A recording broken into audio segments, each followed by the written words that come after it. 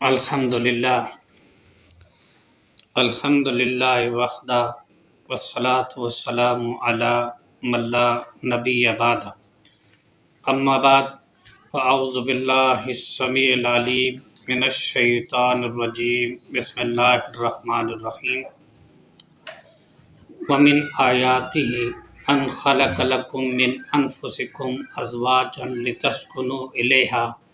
وجعل بینکم مودۃ ورحمہ۔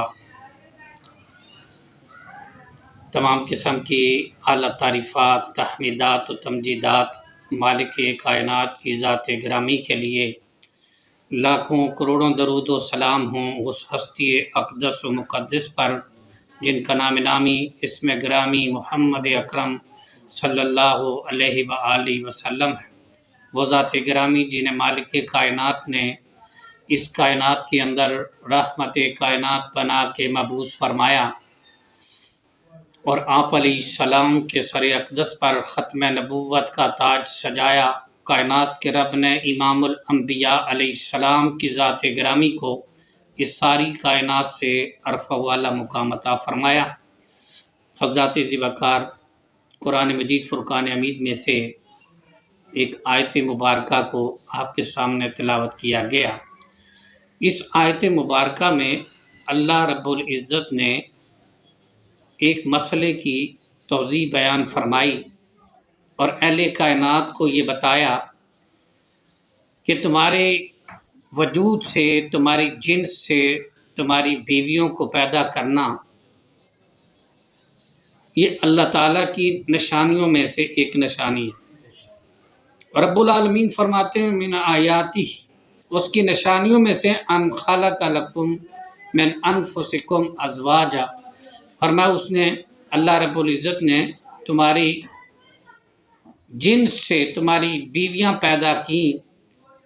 اور تمہاری بیویاں پیدا کی لتسکنوا الیہا، تاکہ ان کی طرف تم سکون حاصل کرو، ان سے تسکین حاصل کرو۔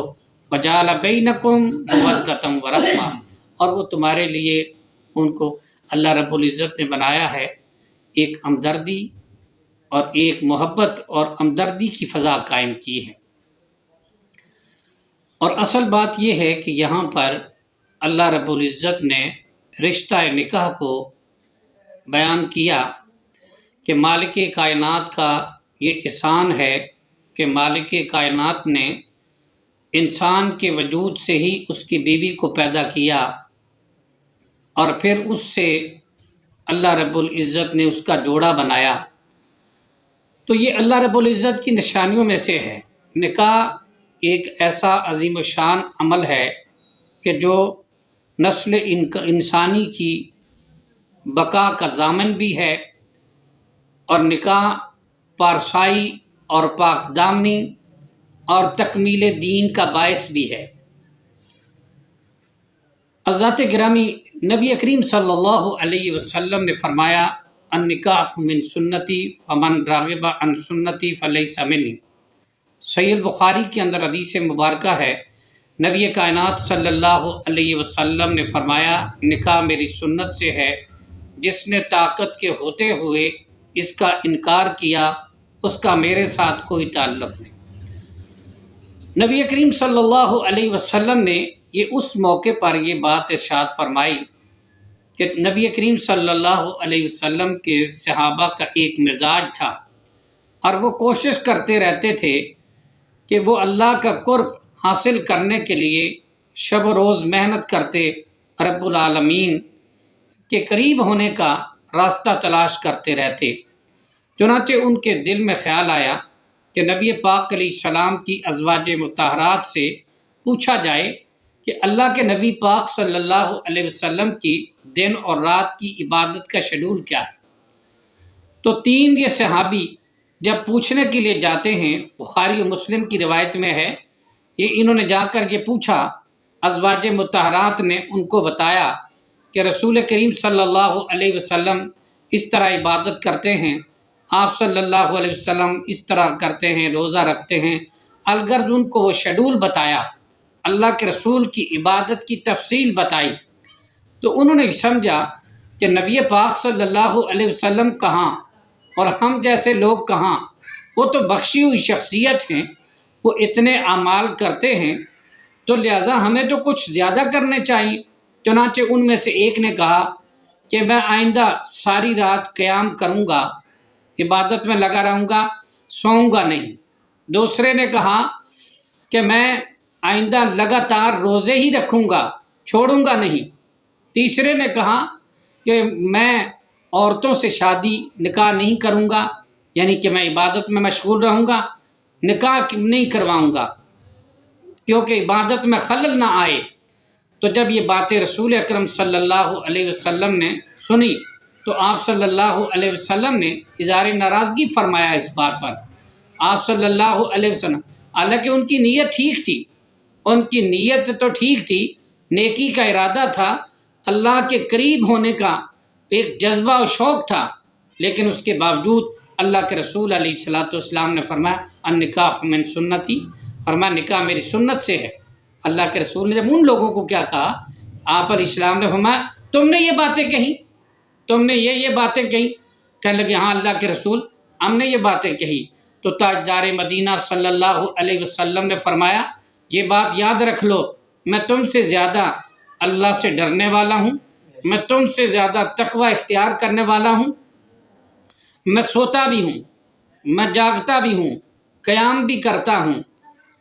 جاگتا بھی ہوں، سوتا بھی ہوں، میں نے نکاح بھی کیے ہوئے ہیں۔ اور پھر فرمایا کہ نکاح میری سنت سے ہے، جس نے طاقت کے ہوتے ہوئے نکاح کا انکار کیا اس کا میرے ساتھ کوئی تعلق۔ تو بات یہ ہے، یہاں مقصد یہ ہے کہ یہ نہیں کہ میں عمل میں یہ کر رہا ہوں، نیت تو میری ٹھیک ہے، نیت جیسی بھی ہو، اگر وہ عمل اللہ کے رسول علیہ السلام کے طریقے کے مطابق نہیں ہے تو رب العالمین کی بارگاہ میں مقبول نہیں ہے۔ اللہ کے رسول کے پیچھے چلنے کا حکم ہے، رسول اللہ علیہ السلام سے آگے بڑھنے کا ہرگز کسی کو حکم نہیں دیا گیا۔ اور رسول اللہ علیہ السلام کی جس عمل کے اوپر مہر نہ ہوگی، کتنا خوبصورت عمل کیوں نہ ہوگا، وہ رب العزت کی بارگاہ میں مقبول و منظور نہیں ہوگا، کیونکہ نبی کریم صلی اللہ علیہ وآلہ وسلم کی تعلیمات کے مطابق ہی جو عمل ہوگا وہ رب العالمین کی بارگاہ میں مقبول ہوگا، اور جو رسول اللہ علیہ الصلوۃ والسلام کی سنت کے مطابق عمل نہ ہوگا تو بظاہر کتنا ہی خوبصورت کیوں نہ ہو، ہم دنیا کے لوگوں کی نگاہوں میں کتنا ہی اچھا عمل کیوں نہ ہو، جب تاجدار مدینہ کی مہر نہ ہوگی تو رب العالمین کی بارگاہ کے اندر وہ عمل مردود ہوگا، مقبول ہرگز نہیں ہوگا۔ اس لیے نبی کریم علیہ السلام کا اسوہ جو ہے اس پر ہی عمل کریں گے تو دنیا اور آخرت میں کامیابی و کامرانی ہے۔ تو بات یہ ہے کہ نکاح جو ہے، جب لڑکے کا رشتہ تلاش کیا جاتا ہے، لڑکے کے لیے رشتہ تلاش کرتے ہیں لوگ، تو اس کے لیے کیا ہوتا ہے، لڑکی کس طرح کی ہونی چاہیے؟ نبی کریم صلی اللہ علیہ وسلم کا ارشاد گرامی ہے، آپ علیہ الصلوۃ والسلام نے فرمایا کہ جناب 4 چیزوں کی وجہ سے لڑکی کا رشتے کا انتخاب کیا جاتا ہے۔ 4 چیزیں کون سی ہیں؟ کہتے ہیں مال کی وجہ سے، حسن و جمال کی وجہ سے، حسب و نسب کی وجہ سے، اور دین کی وجہ سے۔ نبی پاک صلی اللہ علیہ وسلم نے فرمایا سب سے اولیت دین کے رشتے کو دینی چاہیے۔ تو اگر یہ چاروں کی چاروں کسی ایک رشتے کے اندر جمع ہو جائیں تو نورن علی نور بات ہے، لیکن اولیت اگر الگ الگ آپشن موجود ہوں تو سب سے اولیت اہل ایمان کو دیندار رشتے کو دینی چاہیے۔ نبی کریم صلی اللہ علیہ وآلہ وسلم نے جو بات ارشاد فرمائی اس کے مطابق، اور جب آپ کسی لڑکی کا رشتہ تلاش کریں کہ کس طرح کا لڑکا ہونا چاہیے تو اس کے بارے میں بھی نبی پاک صلی اللہ علیہ وآلہ وسلم نے بتایا، اور آپ صلی اللہ علیہ وسلم کی حدیث مبارکہ کے اندر یہ بات موجود ہے۔ آپ علیہ الصلوۃ والسلام فرماتے ہیں کہ جب تمہیں کوئی ایسا بندہ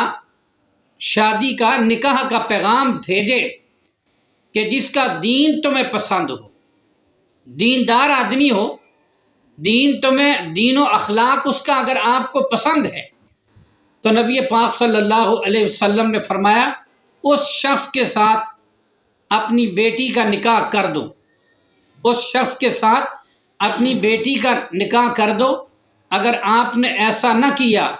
تو زمین کے اندر فتنہ و فساد برپا ہو جائے۔ یہ بات ہے رشتہ۔ دیکھتے ہوئے آج ہمارے ہاں لوگ یہ نہیں دیکھتے کہ اس کا دین کیا ہے، وہ دیندار ہے یا بے دین ہے، وہ کون ہے، وہ نماز پڑھتا ہے یا نہیں پڑھتا، وہ دیندار ہے یا دیندار نہیں ہے۔ یہ دین تو اب دنیا کے لوگوں کی نظروں میں یہ معیار نہیں، وہ جس طرح کا مرضی ہو، دنیا کی مال و متاع اور دنیا کی دولت یہی لالچ ہے لوگوں کے ذہنوں میں۔ لیکن نبی کریم صلی اللہ علیہ وسلم اور آپ علیہ الصلوۃ والسلام کی صحابیات کا ذہن دیکھیں۔ صحابہ کرام کے دور میں عورتوں کے وہ جذبات کیا تھے۔ حضرت سیدہ ام سلیم رضی اللہ عنہا نکاح کا پیغام بھیجا ابو طلحہ نے۔ سیدنا ابو طلحہ رضی اللہ تعالیٰ عنہ جب ایمان نہیں لائے تھے، ایمان لانے سے پہلے انہوں نے نکاح کا پیغام بھیجا سیدہ ام سلیم کو۔ جب نکاح کا پیغام بھیجا تو انہوں نے کہا کہ نہیں، تمہارا دین جو ہے نا نکاح کے لیے ٹھیک نہیں ہے، کیونکہ تم مومن نہیں، مسلمان نہیں، اور میں مسلمان ہوں۔ تو بات یہ ہے، اور باقی تو تیرے اندر خصائل موجود ہیں شرافت کے اعتبار سے، لیکن دین کے اعتبار سے ٹھیک نہیں ہے، لہذا میرا نکاح آپ کے ساتھ ہرگز نہیں ہو سکتا، میں آپ کے ساتھ نکاح نہیں کروں گی۔ تو بعد میں کیا ہوا، تو انہوں نے کہا کہ ایمان لے کر لے آئے، اگر مسلمان ہو جائے۔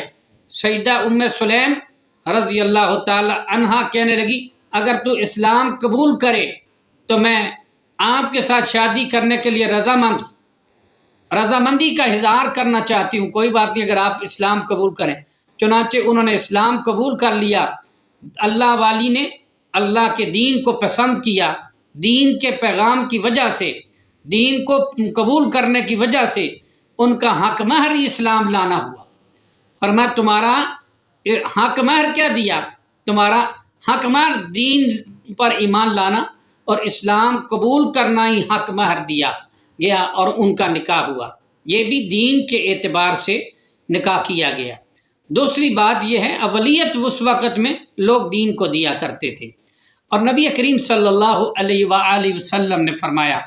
نیک بیوی کا انتخاب کرنا چاہیے۔ تو اللہ کے رسول نے فرمایا سب سے اولیت دین کے رشتے کو دینی چاہیے، نیک بیوی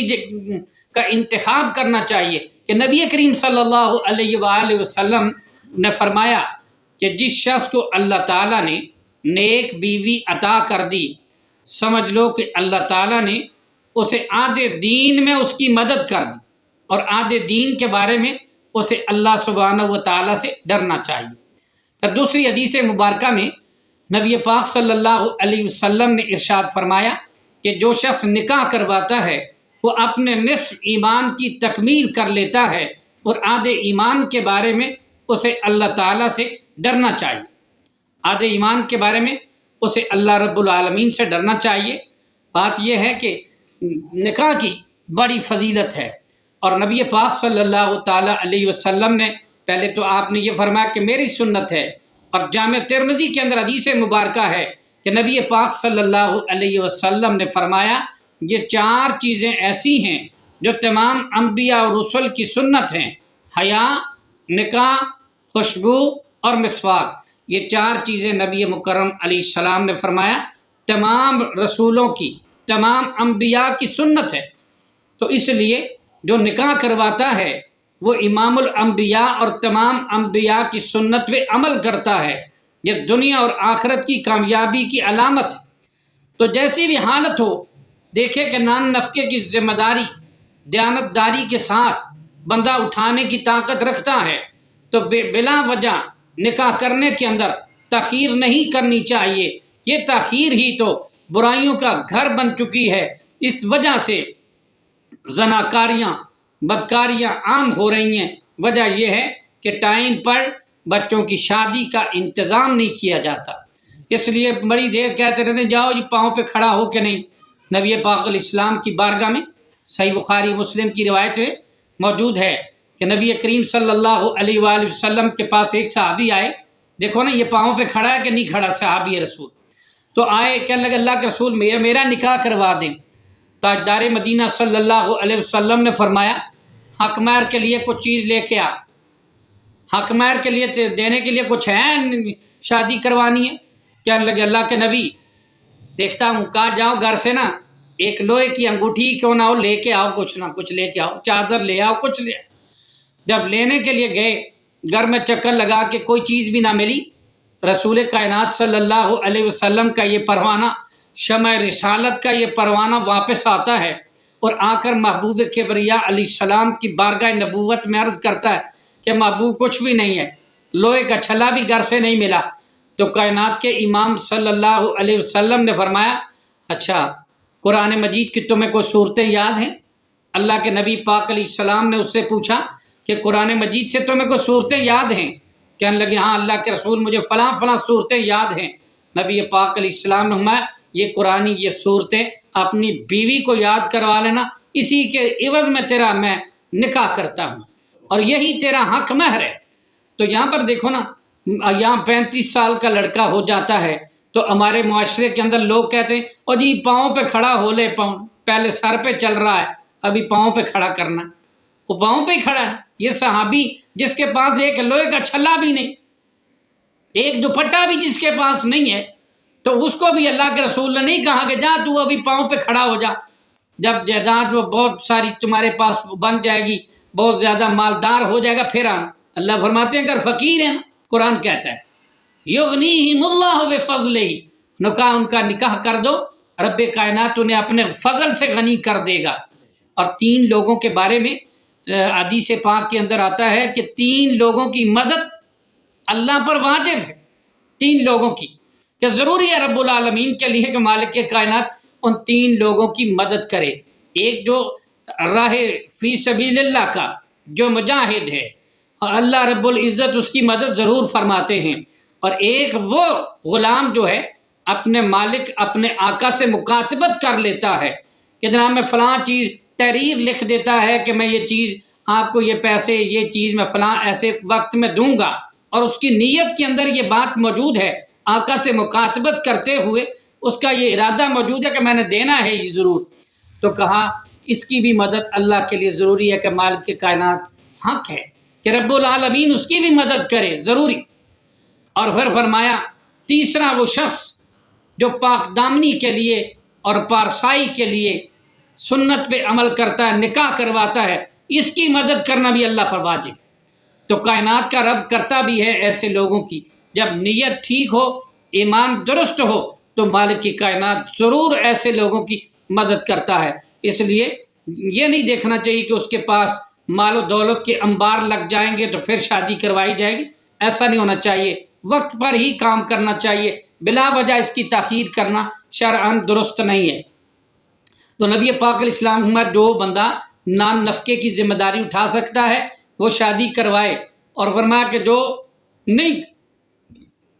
طاقت رکھتا شادی کروانے کی، تو آپ علیہ السلام نے پھر فرمایا نوجوانوں پھر روزہ رکھے۔ تو نکاح جو ہے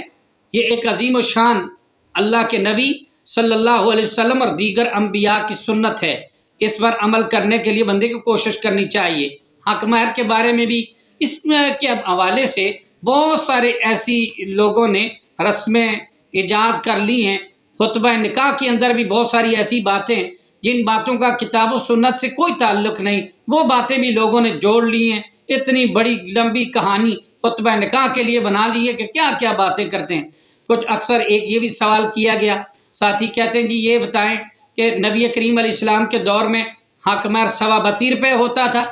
اور جب کسی شادی پہ جاتے ہیں نا ڈھول ڈھماکہ آتش بازی سارا کچھ کرتے ہیں، جو ڈھول بجانا شادی کے اوپر لوگ اپنے لیے باعث راحت سمجھتے ہیں، اور جناب جی یہ تھوڑا سا ٹائم ہے، لیکن اللہ کے رسول صلی اللہ علیہ وآلہ وسلم، نبی پاک صلی اللہ علیہ وسلم نے فرمایا حرم اللہ علیہ الخمر والکوبۃ والکنین، اللہ نے ہم پر حرام کیا ہے شراب کو،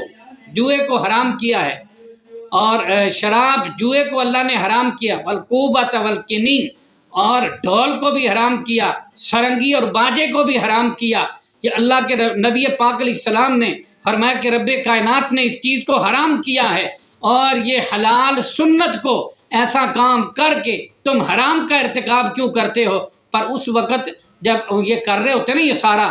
تماش بینی، اور آتش بازی، پیسے کو آگ لگا کے خوش ہو رہے ہوتے ہیں، خون پسینے کی کمائی کو ہوا کے اندر اڑا رہے ہوتے ہیں تو اس وقت خوش ہو رہے ہوتے ہیں۔ ہاں تو بعد میں تو جب آتی ہے نا حق مہر لکھنے کی باری، کتنا لکھا جائے، اور یہ شرعی لکھ دو، باقی باتیں ساری غیر شرعی، اور بس ایک بات شرعی لکھ دو، باری آتی ہے حق مہر دینے کی تو یہاں ان کو شریعت یاد آتی ہے، اور اس کے علاوہ شریعت اسلام ان کو یاد نہیں ہوتی، اللہ کے رسول کا فرمان یاد نہیں ہوتا، اللہ کا قرآن یاد نہیں ہوتا۔ بس قرآن کہاں یاد ہوتا ہے؟ نیچے قرآن کی بے حرمتی ہو رہی ہوتی ہے، قرآن کے خلاف بے پردگی، بے حیائی، فحاشی اور یعنی کا ایک بازار گرم ہوتا ہے جو شیطان بھی دے کر شرم کے مارے ماتھا پیٹ کر رہ جائے، اتنا کچھ رہا، اور لڑکی کو گھر سے نا الوداع کرتے ہوئے نا سر پہ قرآن لے گئے ایسے، یہ کس نے کہا تم؟ قرآن سر پہ رکھے نا، یہ باہر لے آئے، نیچے قرآن کا استہزاء کیا جا رہا ہے، قرآنی تعلیمات کا مذاق اڑایا جا رہا ہے، نبی پاک علیہ السلام کے فرامین کا مذاق اڑایا جاتا ہے، اوپر کیا کریں قرآن، یہ سر پہ قرآن آ رہا ہے، ننگی عورت جا رہی ہوتی ہے، قرآن کے مخالف سارا عمل ہو رہا ہے، اور قرآن یہ ایسا، یہ پتہ نہیں یہ کہاں سے لوگوں نے لیا، ایسا کرنے کی کوئی دلیل قرآن و سنت کے اندر نہیں ہے۔ دوسری بات ایک تو یہ ہے، یہ بات غیر شرعی اور فضول قسم کی حرکت ہے، اس کی دلیل نہ قرآن میں ہے نہ نبی پاک صلی اللہ علیہ وسلم کی سنت و فرمان میں ہے۔ پھر دوسری بات کہتے ہیں جی یہ بھی بتائیں کہ 6 کلمے پڑھنا، جو اکثر لوگ ہیں، بہت سارے نوجوان پریشان پھرتے ہیں اور کہتے ہیں جی ہمیں کلمہ یاد نہیں ہوتا، 6 کلمے یاد نہیں ہیں، کیا کریں، اب نکاح کیسے ہوگا؟ تو اکثر بھائی کہتے ہیں اس کے بارے میں بتائیں جی، یہ بھی قرآن و حدیث سے ثابت ہے کہ نہیں؟ میرے بھائیو، اللہ کی قسم، پورے ذخیرہ حدیث میں نبی پاک صلی اللہ تعالیٰ علیہ وسلم سے اور نبی پاک علیہ السلام کے 1,44,000 صحابہ میں سے کسی ایک صحابی سے بھی نکاح کے اندر دولہا کو 6 کلمے سننا یا پڑھانا ثابت نہیں ہے، بلکہ میں تو یہاں تک بھی یہ بات کہتا ہوں کہ نبی پاک علیہ السلام نے اتنے بڑے بڑے کافروں کو جب مسلمان کیا تو ایک کافر بھی ایسا نہیں تھا، نبی پاک حتیٰ کہ ابو جہل کا بیٹا بھی نہیں تھا کہ جس کو رسول نے 6 کلمے پڑھا کے مسلمان کیا ہوگا، وہ ایک کلمہ کافر کو پڑھاتے تو مسلمان ہو جاتا، تو یار اللہ کے بندو، دولہا اس سے بڑا ہے کہ وہ 6 کلمے پڑھا کے اسے تم نے نکاح پڑھوانا ہے؟ اللہ کے بندو، یہ ساری چیزیں بدعات میں ہیں، اللہ کے رسول علیہ السلام کی تعلیمات اور نبی پاک علیہ السلام کی تعلیمات سے اس بات کا کوئی ثبوت نہیں ملتا۔ نکاح اور پھر عورت، نیک عورت اللہ تعالیٰ کا انعام ہے، اور نبی پاک صلی اللہ علیہ وسلم نے فرمایا دنیا کلها متاع، فرمایا ساری دنیا جو ہے نا وہ فائدے کا سامان ہے، خیر متاع الدنیا المرأۃ الصالحہ، فرمایا کہ دنیا کا بہترین سامان جو ہے وہ نیک عورت۔ ایک حدیث مبارکہ میں نبی پاک صلی اللہ علیہ وسلم نے یوں بھی فرمایا کہ تمہیں بہترین خزانہ نہ بتاؤں، بہترین خزانے کی خبر نہ دوں؟ کہا اللہ کے رسول صلی اللہ علیہ وسلم فرماتے ہیں وہ ہے تمہاری بیوی، وہ بیوی نیک خزانہ، بہترین خزانہ دنیا کا وہ نیک بیوی، فرمایا جب اسے تو دیکھے اور وہ تجھے خوش کر دے، اور پھر کہا کہ جب تو موجود نہ ہو، تیری غیر موجودگی میں عزت کی حفاظت کرے، اور جب تو اس کو حکم دے کسی بات کا تو وہ تیری فرما برداری کرے، تو اللہ کے رسول نے فرمایا یہ دنیا کے خزانوں میں بہترین خزانہ اس عورت کو قرار دیا، اور دنیا کی بہترین متاع نیک عورت کو قرار دیا۔ نبی مکرم صلی اللہ علیہ وسلم کا فرمان گرامی ہے، آپ صلی اللہ علیہ وسلم نے فرمایا 4 چیزیں ایسی ہیں، 4 چیزیں ایسی ہیں، نبی پاک صلی اللہ علیہ وآلہ وسلم نے فرمایا جو انسان کی خوشبختی کی علامت ہیں۔ وہ کون سی 4 چیزیں؟ فرمایا نیک عورت، نیک پڑوسی، کھلا گھر، آرام دہ سواری، یہ 4 چیزیں نبی پاک صلی اللہ علیہ وسلم نے فرمایا انسان کی خوشبختی کی علامت ہے۔ تو اس لیے ہمیں دیکھنا چاہیے کہ ہم اللہ رب العزت کے قرآن کے مطابق اور نبی پاک علیہ السلام کی سنت و فرمان کے مطابق عمل کریں، تو اگر سنت کے مطابق نکاح ہوگا دنیا اور آخرت کی کامیابی ہوگی۔ اور خطبہ نکاح کو بھی توجہ کے ساتھ سننا چاہیے، اس موقع پر خطبہ اس لیے ہوتا ہے کہ مسلمان جمع ہوتے ہیں، ان کی تربیت کی جائے، پھر یہاں شادی ہوتی ہے، شادی کا فنکشن ہوتا ہے، ولیمے کی دعوت ہوتی ہے، دعوت ولیمہ نبی پاک صلی اللہ علیہ وآلہ وسلم نے فرمایا دعوت ولیمہ بدترین وہ دعوت ہے، شادی کی بدترین وہ دعوت ہے کہ جس کے اندر غریبوں کو چھوڑ دیا جائے اور امیروں کو دعوت دی جائے۔ اور پھر ایک حدیث میں آپ صلی اللہ علیہ وسلم نے یہ بھی فرمایا، یہاں کہتے ہیں نا لوگ 32 روپے فلاں، لیکن یہ بات ہرگز درست نہیں ہے کہ 32 روپے یا اتنے پیسے، یہ ساری باتیں ہی لوگوں نے بنائی ہیں۔ بات یہ ہے کہ اللہ کے رسول صلی اللہ علیہ وسلم نے فرمایا کہ بہترین وہ حق مہر ہے جو آسانی سے ادا کیا جائے، اور بہترین شادی وہ ہے جس کے اوپر خرچ کم ہو۔ شریعت اسلام میں یہ اس طرح کی اجازت نہیں ہے کہ فضول خرچی کرنے کی، اپنی حیثیت سے زیادہ دوسروں کو دیکھ کر کہ جناب دوسرے نے یہ کیا تو میں وہ کروں گا، اس نے یہ کیا تو میں وہ، یہ مقابلے بازی، یہ تشنع، یہ بناوٹ، یہ آگے بڑھنا دین اسلام، شریعت اسلام کو یہ پسند نہیں ہے۔ اپنی حیثیت کے مطابق بندے کو کام کرنا چاہیے، اس سے بڑھ کر کوئی کام نہیں کرنا چاہیے۔ تو اللہ رب العزت کی بارگاہ میں دعا ہے کہ مالک کائنات ہمیں سنت نبوی صلی اللہ علیہ وآلہ وسلم کے مطابق شادیاں کرنے کی توفیق عطا فرمائے۔ ہندوؤں، سکھوں اور یہودیوں کی شادیوں کی مماثلت سے اللہ تعالیٰ ہمیں محفوظ فرمائے، اور تو کونین کے تاجدار صلی اللہ علیہ وآلہ وسلم کی سنت نبوی کے مطابق نکاح کروانے کی توفیق دے۔ سبحان ربک رب العزت عما یصفون والسلام علی المرسلین الحمدللہ رب العالمین۔ اقول قولی ھذا استغفر اللہ لی ولکم ولسائر المسلمین وآخر دعوانا ان الحمدللہ رب العالمین۔